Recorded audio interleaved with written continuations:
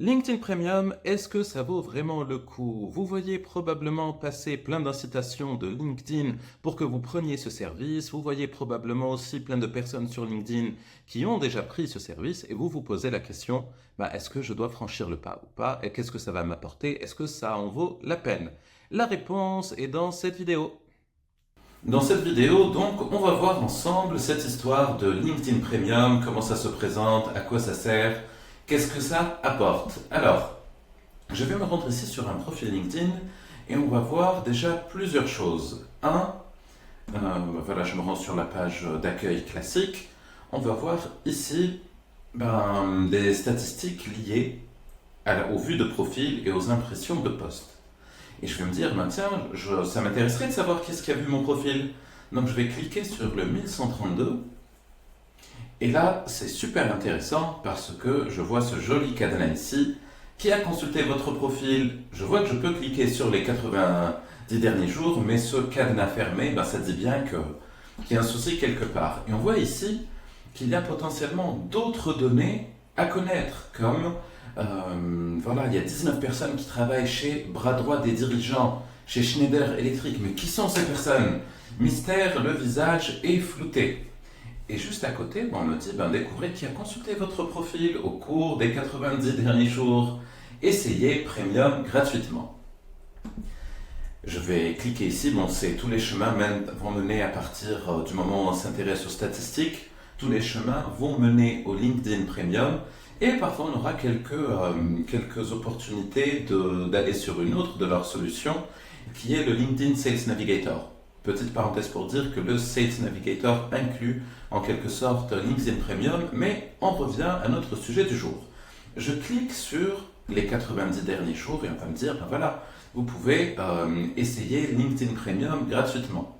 Si je clique ici, on va essayer de nous donner quelques informations supplémentaires. Voilà.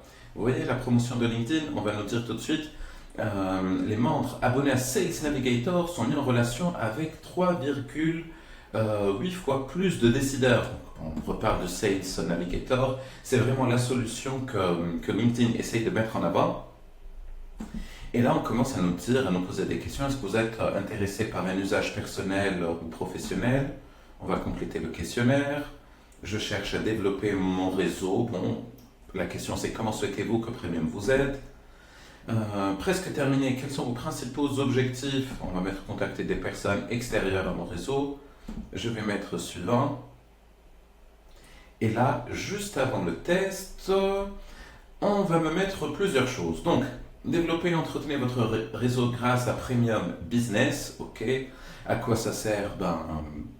On va voir les options que peut apporter cette solution. Donc l'essai gratuit semble là, on est à une dernière étape de pouvoir en bénéficier et puis voilà, après votre mois gratuit, votre abonnement ne sera que de 33,46 € par mois si vous optez pour une facturation annuelle. Sous-entendu, la facturation mensuelle est de 45 €. On nous dit que cette offre est personnalisée. Allez, je vais ouvrir la fenêtre pour voir qu'est-ce qu'on veut nous dire. Et on a ici 4 fois. Les profils des membres premium sont vus 4 fois plus en moyenne. Principale fonctionnalité business. Alors, on va accéder à des données sur les entreprises, possibilité d'envoyer 15 emails par mois et navigation illimitée sur les profils. On va s'attarder sur tout ça. Les infos entreprises, souvent, quand on travaille sur LinkedIn, c'est pour cibler principalement des particuliers. Les infos entreprises sont intéressantes mais secondaires. Donc ça signifie qu'il n'y a rien de vraiment fantastique, sauf si on est vraiment sur des stratégies commerciales et de ciblage très précises. Mais pour 99% des personnes que je connais, cette information ne présente aucune utilité. 15 emails par mois. Alors, qu'est-ce qu'un email? Parfois pour contacter certaines personnes, c'est pas simple si on n'est pas connecté à elles sur LinkedIn. Donc il faut leur envoyer une demande de connexion avant. Si la personne accepte, on peut communiquer par messagerie. Qu'est-ce qu'on peut faire si la personne n'accepte pas notre demande de connexion? On peut en quelque sorte court-circuiter ce processus d'envoyer une demande de connexion, attendre que la personne accepte Pour lui envoyer un message, maintenant on va pouvoir lui envoyer des emails. C'est des messages qui vont atterrir directement dans sa boîte mail et non dans sa messagerie LinkedIn. Après, est-ce que 15 emails c'est beaucoup, c'est pas assez? Voilà, je suis pas convaincu que ce soit une option transcendante, mais pourquoi pas.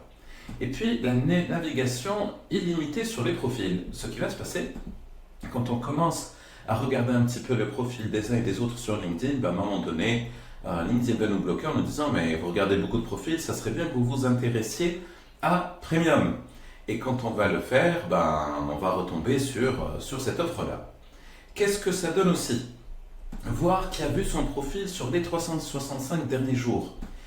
Ça, c'est probablement le truc le plus surcoté sur LinkedIn, parce qu'on a l'impression qu'on va trouver plein de prospects potentiels, et en fait, c'est pas le cas. On découvre qui a visité notre profil, c'est pas forcément que des personnes qui sont intéressées par nous, et ça me semble très compliqué d'aller recontacter des personnes qui ont visité notre profil pour les aborder, pour prendre un rendez-vous, sachant que si elles sont arrivées jusqu'au profil, c'est probablement de la curiosité. Ça ne veut pas dire qu'il y avait un intérêt. Pour tout vous dire, moi qui suis très actif sur LinkedIn, qui accompagne pas mal de personnes sur LinkedIn, il n'y a jamais rien d'intéressant qui est venu de là. En fait, ceux qui visitent votre profil et qui souhaitent vous contacter, souhaitent le faire, avoir cette fonctionnalité-là pour recontacter des personnes qui auraient peut-être un intérêt, pour vous, ça me semble compliqué. Voilà. Info sur les offres d'emploi et les candidats. Pourquoi pas si vous êtes dans cette démarche, informations sur le CV, bon ça c'est plus des choses liées au recrutement. Le Open Profile, donc faciliter la prise de contact et rester à l'écoute de nouvelles opportunités. Je sais même plus ce que signifie leur Open Profile. Accès à des cours LinkedIn Learning, bon j'imagine que c'est pas ça qui va vous faire dire allez je fonce sur ce LinkedIn Premium, j'ai besoin de me former, même s'il y a des choses intéressantes. Et au niveau des questions fréquentes, bon, il n'y a rien de transcendant. On peut, une fois que l'essai gratuit qui est fini, ben, on peut l'annuler ou bien être engagé dans leur système mensuellement ou annuellement.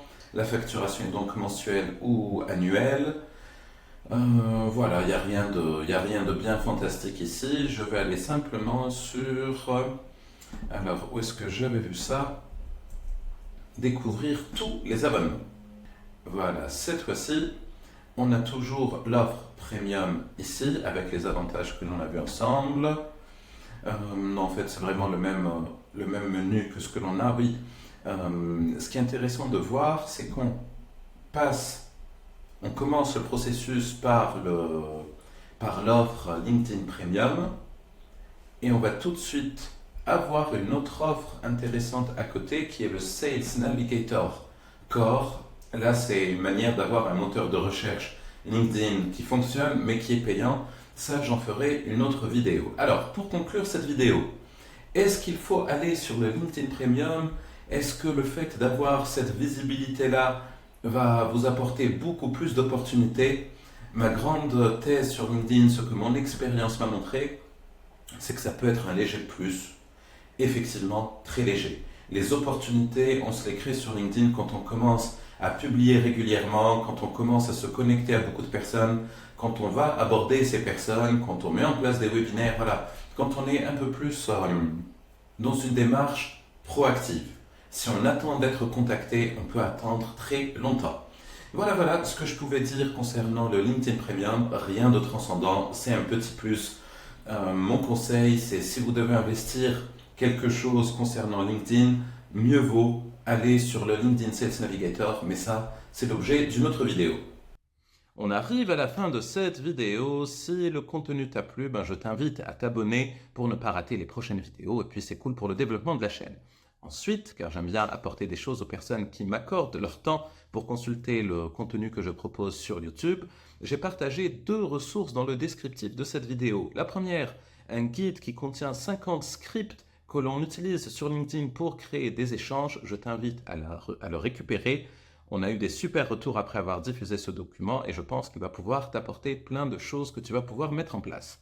Et j'ai partagé aussi, toujours dans le descriptif, une vidéo qui explique la stratégie qu'on utilise au niveau de mon entreprise, la stratégie qu'on met en place au niveau des clients, la stratégie dont je parle dans le livre que vous voyez ici, la méthode D3C.